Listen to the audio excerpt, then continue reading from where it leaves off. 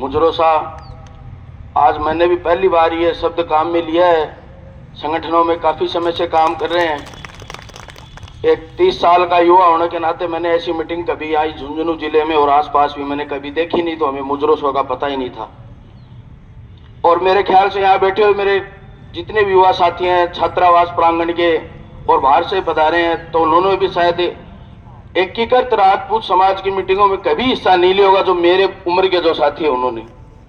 तो एक बहुत अच्छी पहल है हम लोगों को आपस में एक दूसरे को समझने की, क्योंकि जिस विधानसभा से मैं आता हूं और जिस समाज से आता हूं, उन समाजों की संख्या की अगर बात करते हैं तो सबसे ज्यादा होने के बावजूद भी हम लोग बहुत कम हैं, क्योंकि हमें अलग अलग भागों में बांट दिया गया है।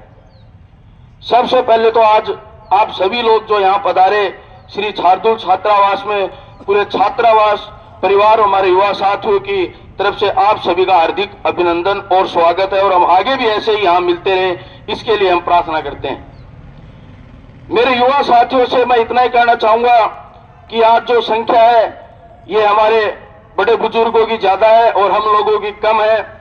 और सबसे ज्यादा अगर द्वेषता फैलाने का काम कोई कर रहा है इन समाजों में, वो हम जैसे भटके हुए युवा ही कर रहे हैं, वो सोशल मीडिया के माध्यम से कर रहे हैं। युवा साथियों से मैं इतना कहना चाहूंगा कि सोशल मीडिया का माध्यम छोड़कर अपने लोगों से मिलना जुलना ही अगर प्रारंभ कर दोगे तो पूरे दिन गांव से ही समय नहीं मिलेगा कि हम बिजी कहाँ हैं। हम गांव से किसी से मिलते नहीं हैं, आपस में बातचीत नहीं करते हैं। पहले मेरे साथ भी ऐसा था, लेकिन पिछले 4-5 साल से मैंने मेरे लोगों से, मेरे भाइयों से और जब सबसे मिलना शुरू किया है, वार्डन साहब से भी। और यहाँ पर ये बात बहुत सत्य है कि आप लोग जो 10 तारीख को जो कार्यक्रम करने वाले हो, वहां पर इस छात्र प्रांगण में, छात्रावास प्रांगण में आप लोगों को किसी प्रकार, आप लोगों को, हम लोगों को किसी प्रकार की असुविधा नहीं होगी, इसकी गारंटी मैं युवा साथी आप लोगों के बीच में देता हूं।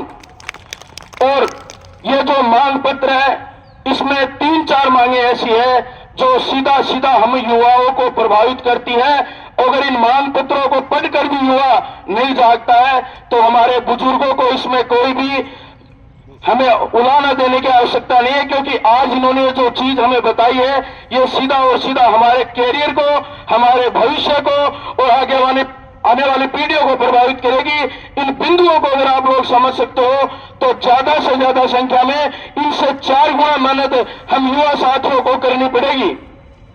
और इसके लिए आप लोगों को मैं बता दूं, आज रावणा राजपूत समाज का प्रतिनिधित्व है यहाँ है नहीं, लेकिन मैं उन सबको बता देना चाहता हूं, कोई वीडियो के माध्यम से या यहाँ से कोई भी प्रेस वार्ता के माध्यम से जितने भी मेरे रावणा राजपूत समाज के, चारण समाज के युवा साथियों ने और जिन लोगों ने ये भावनाएं जो आज इन्होंने यहाँ प्रेस वार्ता में प्रकट की है, वह एकीकृत राजपूत समाज के लिए की है।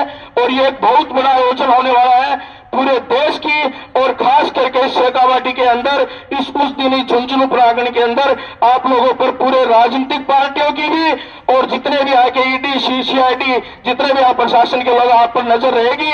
इसलिए इस प्रोग्राम को हल्के में मत जाने देना और सभी लोग मिलकर प्रयास करेंगे। और युवाओं की संख्या, भाई साहब आप मेरे को बोल रहे थे, ज्यादा से ज्यादा मेरे संपर्क है, प्रत्येक गांव ढाणी में मेरे संपर्क है, रावणा राजपूत हो, चारण समाज हो, मैं भी व्यक्तिगत रूप से उन लोगों के बीच में पहुंचूंगा। और आप लोगों के बीच में अगर आप 25,000 का टारगेट लेके आगे चल रहे हैं तो 5,000 युवा साथी आप लोगों को यहाँ पर मिलेंगे। उसके लिए चाहे हमें दिन रात एक करनी हो, और आप लोगों को हर प्रकार की सुविधा युवाओं के हाथों से मिलेगी। और आप लोग ज्यादा से ज्यादा संख्या में आप लोग भी पधारे।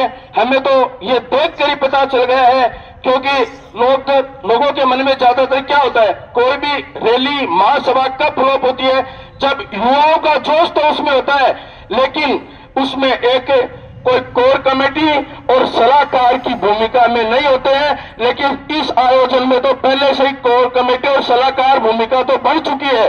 अब ज्यादा से ज्यादा यहाँ पधारने की हम लोगों को आवश्यकता है। तो मैं इतना ही कहना चाहूंगा कि आप लोग कहीं भी कमजोर ना हो, आपके हम बेटे होने के नाते, युवा साथी होने के नाते, छोटे भाई होने के नाते इस मुहिम में आपका कंधे से कंधा मिलाकर साथ देंगे। चाहे हमें गांव गांव, ढाणी ढाणी पैदल जाना पड़े, लेकिन हम पीछे नहीं हटेंगे, आपका साथ देंगे। जय हिंद, जय भारत।